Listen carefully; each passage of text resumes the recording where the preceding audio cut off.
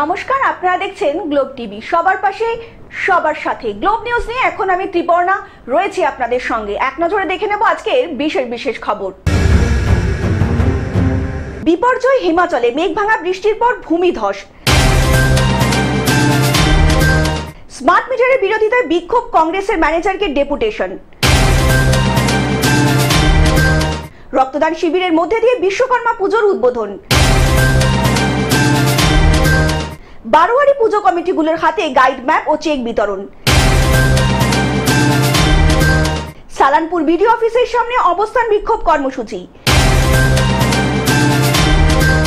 মানবিক প্রতিমন্ত্রী সাবিনা ইয়াসমিন। আর্থিক তছরূপের অভিযোগে যুবরাজ সিং ও উত্থাপাকের তলব ইডির। বৃষ্টিপাতের পূর্বাভাস।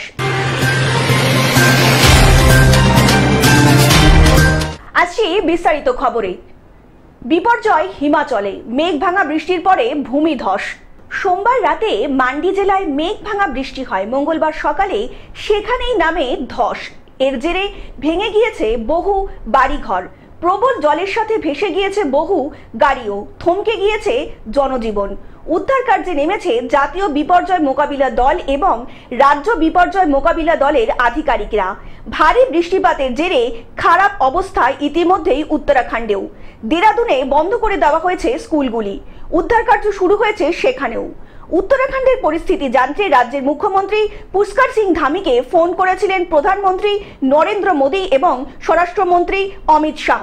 Bureau report, globe news. Smart মিটারের বিরোধিতায় বিক্ষোভ, কংগ্রেসের ম্যানেজারকে ডেপুটেশন। স্মার্ট মিটারের বিরোধিতায় সরব হয়েছে রাজ্যের বিভিন্ন প্রান্ত।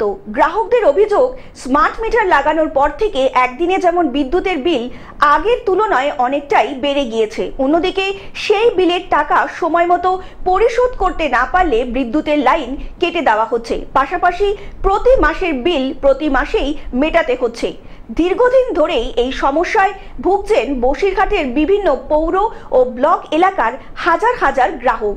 তাই স্মার্ট মিটারের বিরোধিতায় সরব হলো জাতীয় কংগ্রেস। রাজ্য যুব কংগ্রেসের সাধারণ সম্পাদক শাহিদ মোল্লার নেতৃত্বে কংগ্রেস কর্মী সমর্থক ও বসিরহাটের বিভিন্ন এলাকার গ্রাহকরা বসিরহাট মহকুমা দপ্তরের সামনে বিক্ষোভ প্রদর্শন করেন। তার পাশাপাশি বিদ্যুৎ দপ্তরের আধিকারিককেও ডেপুটেশন জমা দেন।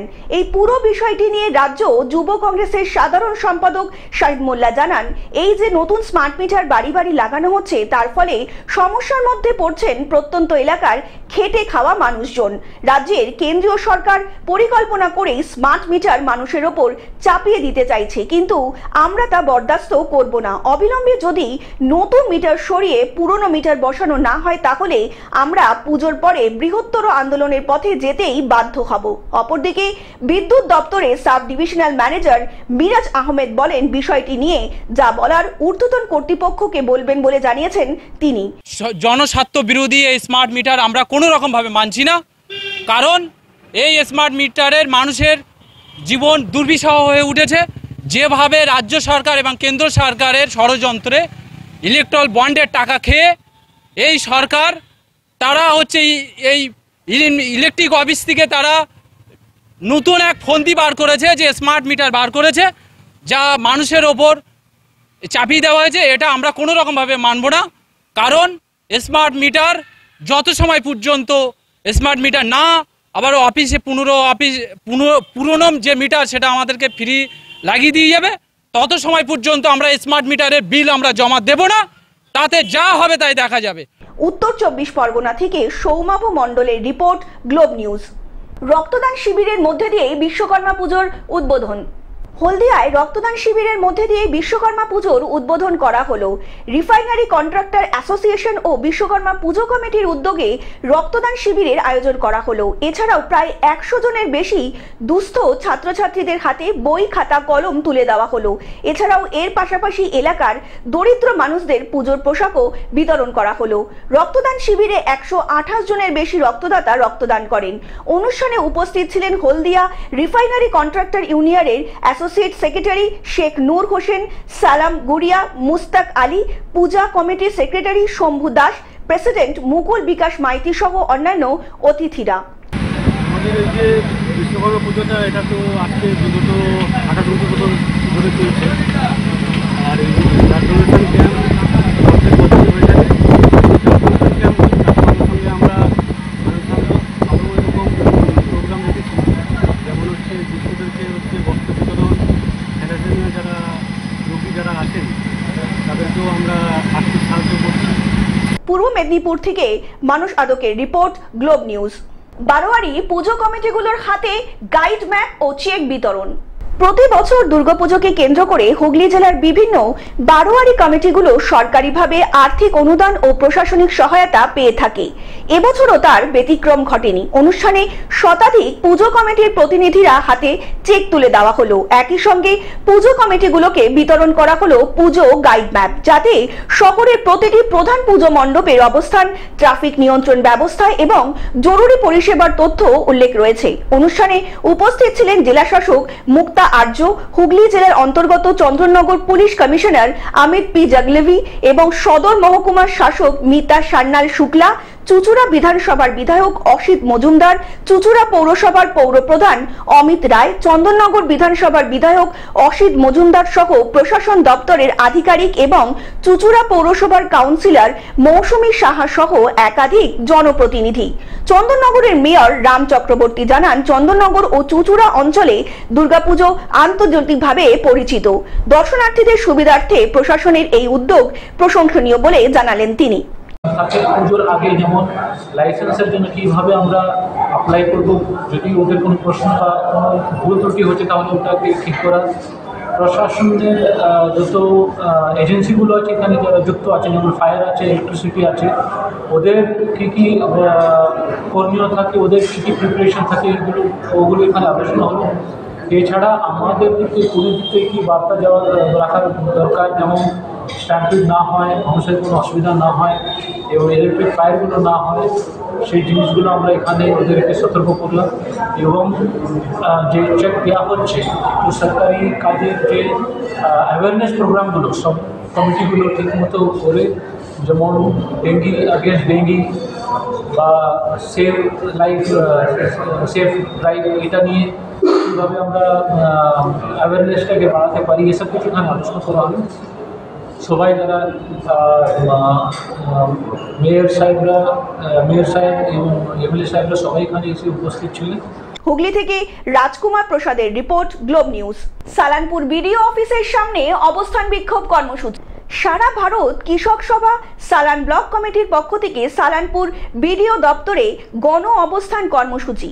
13 দফা দাবিকে সামনে রেখে স্মারকলিপি প্রদান, 100 দিনের কাজের টাকা অবিলম্বে চালু করতে হবে, 100 দিনের বকেয়া মজুরিও দিতে হবে, অবিলম্বে চৌরঙ্গি মোড় থেকে আপার কেশিয়া বাসস্ট্যান্ড পর্যন্ত বেহাল রাস্তা সহ সমগ্র গ্রামীণ রাস্তার দ্রুত মেরামতের পদক্ষেপ গ্রহণ করতে হবে, সমস্ত গরিব মানুষদের আবাস যোজনার ঘর দিতে হবে, কৃষি দপ্তরের মাধ্যমে শুধুমাত্র প্রকৃত কৃষকদের সরকারি সাহায্যও বন্টন করতে হবে।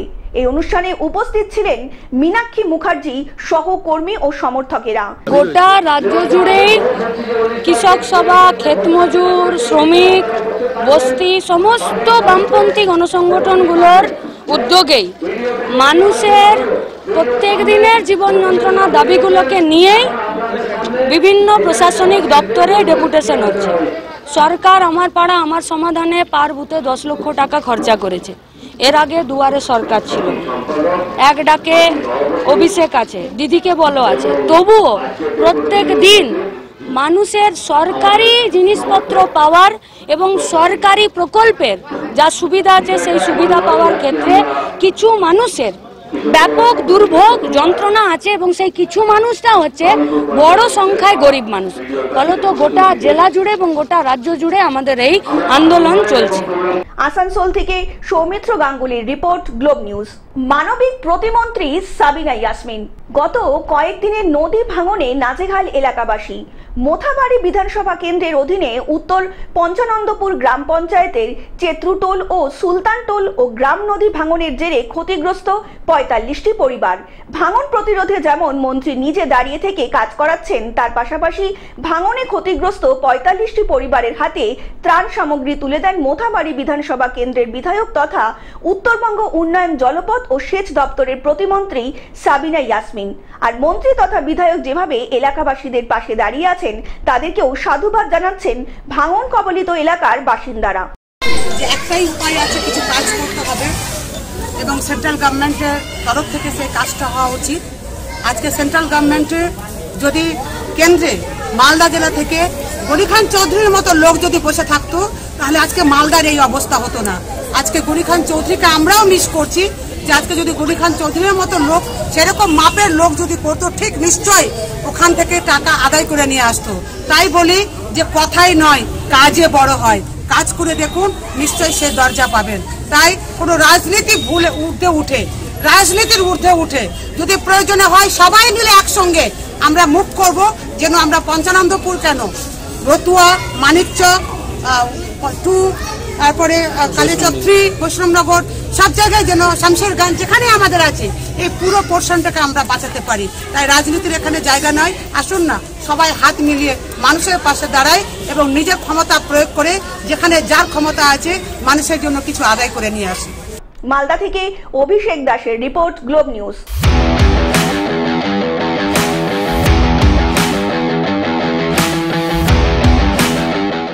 আর্থিক তছরূপের অভিযোগে যুবরাজ উত্থাপাকে তলব ইডির। অবৈধ বেটিং অ্যাপে আর্থিক তছরূপের অভিযোগে যুবরাজ সিং ও রবিন উত্থাপাকে তলব করল এনফোর্সমেন্ট ডিরেক্টর। এর আগে সুরেশ রায়না ও শেখর ধবনকেও জেরা করেছেন তারা। এবার আরও 2 প্রাক্তন ভারতীয় ক্রিকেটারকে তলব করলেও কেন্দ্রীয় তদন্তকারী সংস্থা। উত্থাপাকে 22 সেপ্টেম্বর ও যুবরাজকে 23 সেপ্টেম্বরে ইডি হাজিরা দিতে হবে বলে জানা গিয়েছে সূত্র অনুযায়ী। Bureau report, globe news.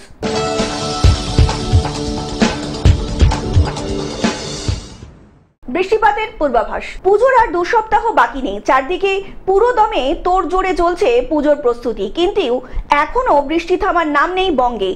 মাঝে দিন কয়েক বিরতির পর ফের এক দফা বৃষ্টি শুরু হয়ে গিয়েছে কলকাতা সহ রাজ্যের বিস্তীর্ণ অঞ্চলে। ভাটা পড়েছে পুজোর কেনাকাটায়। সেই আবহে আলিপুর আবহাওয়া দপ্তর আবার জানিয়ে দিল, এখনই দুর্যোগ থামবে না। বুধ ও বৃহস্পতিবার কলকাতা সহ দক্ষিণবঙ্গের প্রায় সব জেলাতেই কম বেশি ঝড় বৃষ্টির সম্ভাবনা রয়ে গিয়েছে। সঙ্গে 30 থেকে 40 কিলোমিটার বেগে ঝোড়ো হাওয়াও বইতে পারে। অন্যদিকে বৃষ্টি হওয়ার সম্ভাবনা রয়েছে 2 চব্বিশ পরগনা, পূর্ব ও পশ্চিম বর্ধমান, বাঁকুড়া, বীরভূম, মুর্শিদাবাদ এবং নদিয়ার বিস্তীর্ণ এলাকায়। Bureau report, globe news.